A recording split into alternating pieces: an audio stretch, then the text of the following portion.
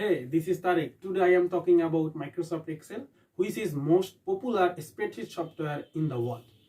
As you can see in this screen, today's class, we will learn how to calculate present value of bond in Microsoft Excel.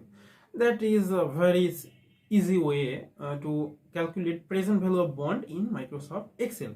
For this, we see the given info for calculating present value of bond. So here we can see that par value of bond 1000, coupon rate 14%, maturity years of maturity, that means number of period 20, required return rate of return 12%, and then we can easily calculate present value of bond. For this, insert equal first, then PV, that means present value of bond, then start the bracket, and first we have to insert rate, that means required rate of return 12%, then comma, number of period 20, then payment. Here small calculation for calculating payment, that means par value into